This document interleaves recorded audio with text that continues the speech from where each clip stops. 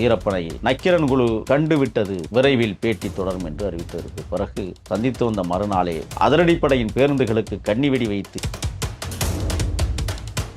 காடுகளுக்குள் சல்லடை போட்டு தேடுகிற அதிரடிப்படையும் காவல் படையும் வனத்துறையும் கண்டுபிடிக்கவே முடியாத ஒரு மாமனிதரை எப்படி இவர்கள் கண்டுபிடித்தார்கள்?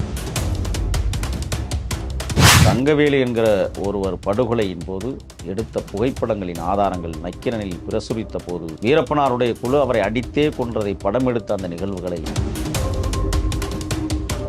1996 ஒரு மிகப்பெரிய ஆட்சி மாற்றத்துக்கு வீரப்பனாருடைய பேட்டி அமைந்தது. ஜெயலலிதாவுடைய அக்கிரம ஆட்சி தூக்கி எறியப்பட்டது.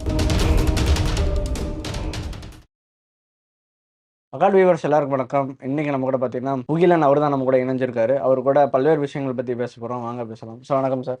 வணக்கம். வீரப்பனோட வாழ்க்கை வரலாறையே மிக முக்கியமான நிகழ்வு. எல்லாருமே உற்று நோக்கக்கூடிய நிகழ்வு இதுவாக தான் இருக்கு. ஏன்னா பல்வேறு காவல்துறை அதிகாரிகள் அவரை தேடுறாங்க, பத்திரிகைகள் அவரை பேட்டி எடுக்கணும்னு ஆசைப்படும் போது நக்கீரன் கோபால் அவர்கள் போய் அவரை சந்திச்சு பேட்டி எடுத்துட்டு வர்றாரு. இது அந்த காலத்துல மிகப்பெரிய பரபரப்பை உண்டாக்குன விஷயம்.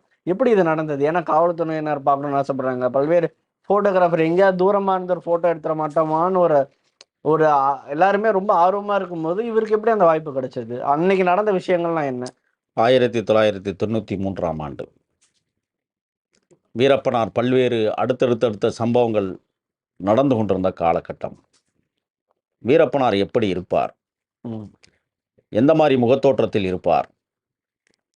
ஒரே ஒரு இந்த கோட் சூட் போட்டோடி திரிகை மீசையோடு, அதுவும் ஒரு இளைஞர் வச்சுக்கிற ஒரு மீசையை போல வைத்திருந்த அந்த புகைப்படம்.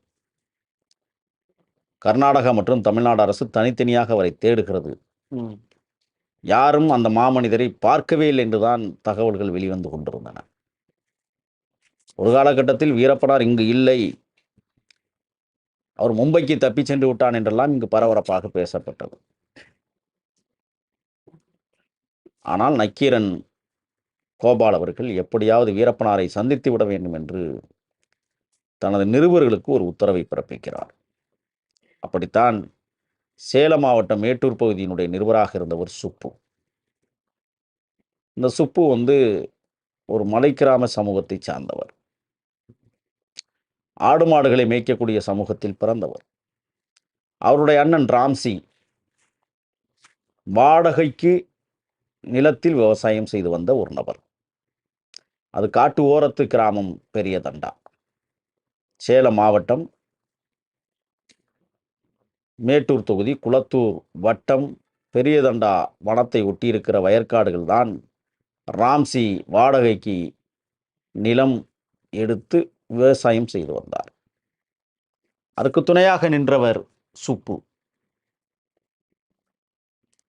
கிட்டத்தட்ட வீரப்பனார் பிறந்த ஊரான கோபிநத்தம் செங்கப்பாடியில்தான் இந்த நக்கீரன் சுப்பு அவருடைய அக்காவை திருமணம் செய்து கொடுத்தது. அந்த வகையில் இவர் கோபிநத்தம் அடிக்கடி சென்று வருவது உண்டு. அப்படி வருகிற நேரத்தில் தான் சிறுவயது முதலே சுப்பு என்பவர் வீரப்பனாருடைய அண்ணன் மாதையனுக்கு ஒரு நெருக்கமான தொடர்பை ஏற்படுத்துகிறது. இந்த தொடர்பு பிறகு பத்திரிகையாளராக வந்ததுக்கு பிறகுதான் அது பயன்பட்டது. வீரப்பனார் வேறு ஒரு சமூகத்தை சார்ந்தவர். சுப்பு வேற சமூகத்தை சார்ந்தவர். காட்டு ஓரத்தில் விவசாயம் செய்து வந்த சுப்புனுடைய அண்ணன் ராம்ஜி அவர்கள் அங்கே ஒரு கொட்டகையில் தான் தன் குடும்பத்தை வைத்து கஷ்டப்பட்டு கொண்டிருந்தார். காட்டு ஓரமாக இருப்பதால் வீரப்பனாருடைய கிராமத்திற்கும், அதாவது கோபிநத்தத்திற்கும் பெரியதண்டாவிற்கும் உள்ள தொலைவு சுமார் 30 கிலோமீட்டர் மட்டுமே. அவர் காட்டிற்குள்ளே நடந்து வந்து விடலாம். பாலாற்றுப்படுக்கைகளின் ஓரம் அடர்ந்த வனப்பகுதி. சின்னத்தண்டா நாயக்கன் தண்டாவிற்கு பக்கத்தில் நீதிபுரம். மலை முகடுகளே வானம் தொடும் அவ்வளவு உயரமான மலைத்தொடர்கள். பார்ப்பதற்கு கண்கொள்ளா காட்சியாக தருகிற அந்த மேற்கு தொடர்ச்சி மலை காடுகளில் வீரப்பனார் அடிக்கடி ராம்சியை சந்திப்பது வழக்கம். ராம்சியினுடைய உறவினரான ராஜாமணி என்பவரும் நெருங்கிய தொடர்புடையவர். ராஜாமணி மூலமாகத்தான்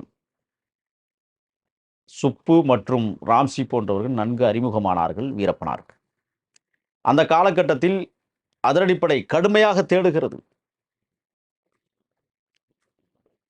அப்படி ஒரு உருவம் இருக்கிறதா காடுகளுக்குள் என்று அலசுகிறார்கள்.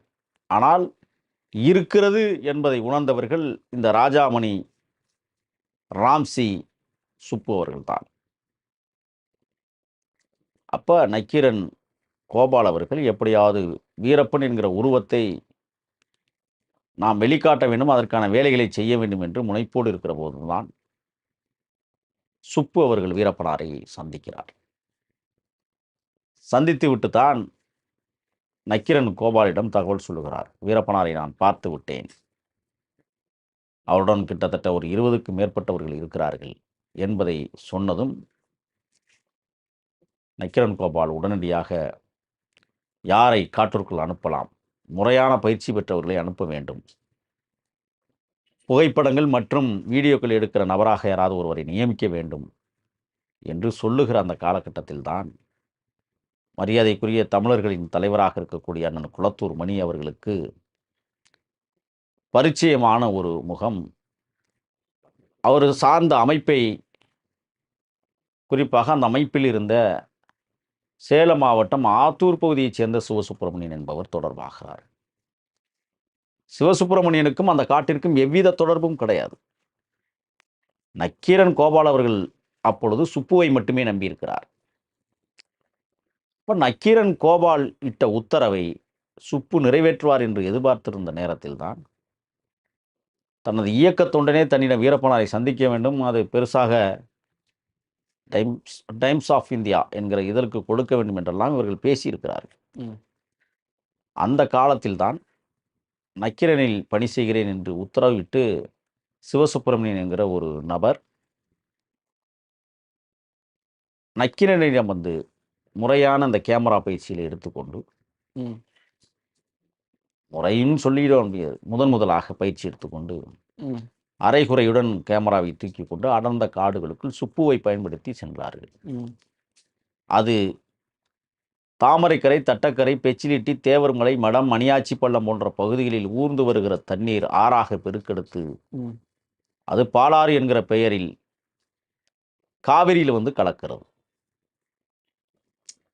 அந்த ஆற்று படுக்கைகள் அடர்ந்த வனப்பகுதிக்குள் ஓடி வருகிற அற்புதமான ஒரு சூழலில் தான் ஒச்சரப்பன் திருக்கோயில் என்கிற ஒரு கோயில் இருக்கிறது.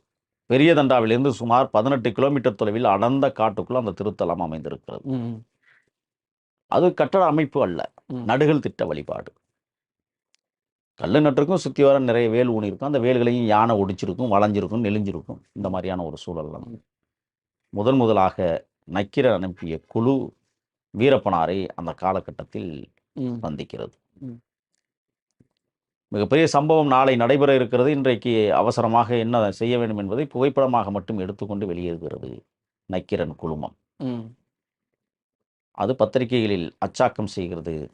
வீரப்பனை நக்கீரன் குழு கண்டுவிட்டது, விரைவில் பேட்டி தொடரும் என்று அறிவித்ததற்கு பிறகு சந்தித்து வந்த மறுநாளே பாலாறில் சொரக்காய்மடு என்கிற இடத்திலே 2 பேருந்துகள், கர்நாடக மற்றும் தமிழ்நாடு அதிரடிப்படையின் பேருந்துகளுக்கு கன்னிவெடி வைத்து 22 பேர் படுகொலை செய்த நிகழ்வு நடந்தேறியது. 1 வருடம் கடந்து போனது, 2 வருடமும் கடந்து போனது. ஆனால் தொடர்பில் இருந்தார்கள். 96 தான் வீரப்பனார் முதலாக நக்கீரன் கோபாலுடன் ஒரு பேட்டியை கொடுக்க வேண்டும் என்று ஆசைப்பட்ட அந்த குழுமம் காட்டிற்குள் சென்றது. அது தெங்கு மராட்டா வனப்பகுதிக்குள் தான் 2வது சந்திப்பு புகைப்படங்கள் மற்றும் ஒளிப்பேழைகள் உருவாக்கப்பட்டன.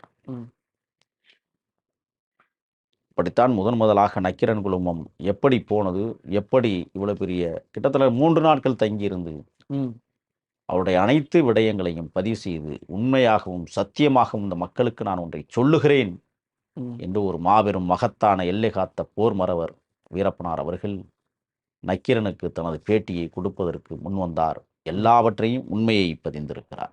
ஓகே சார், இப்போ எல்லாருக்குமே தோன்றக்கூடிய விஷயம் என்னன்னா, இப்போ காவல்துறையினர், வனத்துறையினர் எல்லாருமே தர்றாங்க. அவங்க போய் பார்த்ததுக்கப்புறம் காவல்துறையினர்கிட்ட எந்த மாதிரி ரியாக்ஷன் இருந்தது? இல்லை, அவர்களுக்கு பெருத்த கோபம் நக்கீரன் மீது இருந்தது. நம்மை மீறி எப்படி போய் சந்தித்திருக்கிறார்கள், ஆ. அமைச்சர் ஒருவரே இங்கில்லை, மும்பைக்கு தப்பிச் சென்று விட்டான் என்றெல்லாம் பேசப்பட்டது. ம். ஆனால் இப்பொழுது காட்டுக்குள் தான் இருக்கிறார் என்பதை அறிந்து கொண்ட நக்கீரன் குழுமம் எப்படி போய் சந்தித்தார்கள்? யாரின் மூலமாக சந்தித்தார்கள்? ம். சந்திப்பு நிகழ்ச்சிகள் எவ்வாறு இருந்தது? ம். அது ம். எப்படி சந்திக்க முடியும்? ம். காடுகளுக்குள் சல்லடை போட்டு தேடுகிற அதிரடிப்படையும், காவல் படையும், வனத்துறையும் கண்டுபிடிக்கவே முடியாத ஒரு மாமனிதரை எப்படி இவர்கள் கண்டுபிடித்தார்கள்? எந்த தொடர்பின் மூலமாக போய் சந்தித்தார்கள் என்றெல்லாம் படுபயங்கரமாக காவல்துறையும், உளவுத்துறையும் அலசி ஆராய்ந்து பார்த்தது. ம். ஆனால் அந்த விடயத்தில் வீரப்பனாரை சந்திப்பதில் மிகப்பெரிய தோல்வியை தமிழக உளவுத்துறை மற்றும் கர்நாடக உளவுத்துறையும் மிகப்பெரிய தோல்வியை சந்தித்தது என்றே கூறலாம். Okay sir. அட்ரஸ் கேட்டு அவங்க டார்ச்சர் பண்ணலையா? இல்லை போலீஸ் எதுவும் அரெஸ்ட் பண்ணலையா நக்கீரன் அவர்களை?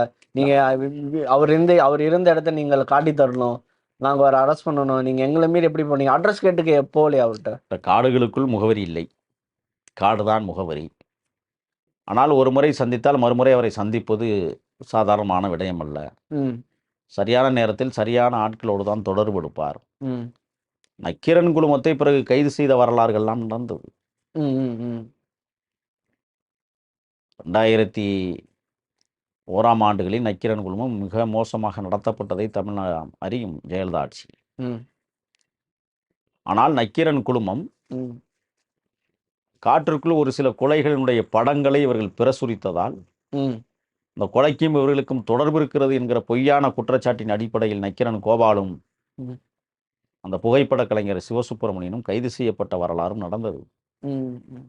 நிருபர் சுப்பிரமணியன் சுப்பு அவர்கள் தலைமறைவாகவே இருந்தார். ம். பிறகு சிறைப்படுத்தப்பட்டார் என்பது வரலாறு. ம். ஒரு கொடுங்கோன்மை ஆட்சியில் பத்திரிகைகளுக்கான சுதந்திரம் ம். தடுக்கப்பட்டது. பலமுறை இந்த நக்கீரன் குழுமம் இந்த விடயத்தில் கைது செய்யப்பட்டு சிறை கொட்டடியில் இருந்தார்கள் ஓராண்டிற்கும் மேலாக. ம். ம். அதில் குறிப்பாக தங்கவேலு என்கிற ஒருவர் படுகொலையின் போது எடுத்த புகைப்படங்களின் ஆதாரங்கள் நக்கீரனில் பிரசுரித்த போது வீரப்பனாருடைய குழு அவரை அடித்தே கொன்றதை படம் எடுத்த அந்த நிகழ்வுகளை நக்கீரனுக்கு வீரப்பனார் குழு அனுப்பியது. இந்த அனுப்பிய நிகழ்வில் இந்த கொலைக்கும் நக்கீரனுக்கும் தொடர்பு இருக்கிறது என்று அன்றைய ஜெயலலிதா அரசு ஒரு பொய்யான வழக்கை பதிந்து நக்கீரன் குழுமத்தின் மீதே வழக்கு தொடுத்தது வரலாறு. வரலாறு. Okay sir. இந்த பகுதியில் இறுதியாக ஒரு கேள்வி சார். இந்த ஃபோட்டோ இன்டர்வியூஸ்லாம் வெளிவந்தப்போ அது என்ன மாதிரி அதிர்வலைகள் அன்னைக்கு தமிழ்நாட்டில் உருவாக்குச்சு? 1996 ஒரு மிகப்பெரிய ஆட்சி மாற்றத்துக்கு அந்த வீரப்பனாருடைய பேட்டி அமைந்தது. ம். ஜெயலலிதாவுடைய அக்கிரம ஆட்சி தூக்கி எறியப்பட்டது. ம். 91லிருந்து 96 வரை வாச்சாத்தி மட்டுமல்ல, ம். சிதம்பரம் பத்மினி கற்பழிப்பும் அந்த காலகட்டத்தில் தான் நடந்தது. ம். ம். மகனுக்கு ஆடம்பர திருமணம் என்று வளர்ப்பு மகன் சுதாகரனுக்கு 100 கோடி ரூபாய் செலவு செய்ததை மக்கள் உச்சத்தில் பார்த்து இந்த அரசை தூக்கி எறிய வேண்டும் என்று கருதினார்கள். ம். ஆனால் நல்வாய்ப்பாக அந்த 96 தேர்தல் தொடங்குகிற ஒரு மாதத்திற்கு முன்பாகவே ம். வீரப்பனார் இந்த அம்மையாரை இந்த நாட்டை விட்டு அப்புறப்படுத்த வேண்டும் என்று அழுத்தமான பேட்டியை சன் தொலைக்காட்சி வீதிகள் தோறும் ஒளிபரப்பியது. அதனுடைய தாக்கம்தான் 1996 ஜெயலலிதாவினுடைய ஆட்சி வீட்டுக்கு அனுப்பப்பட்டது. கருணாநிதியினுடைய ஆட்சி இந்த நாட்டில் மீண்டும் உருவானது. இவ்வளோ நேரம் உங்கள் நேரம் கொடுத்து பேட்டி கொடுத்து நன்றி சார். இதே மாதிரி இன்னொரு நேர்காணல் சந்திப்போம். நன்றி. நன்றி.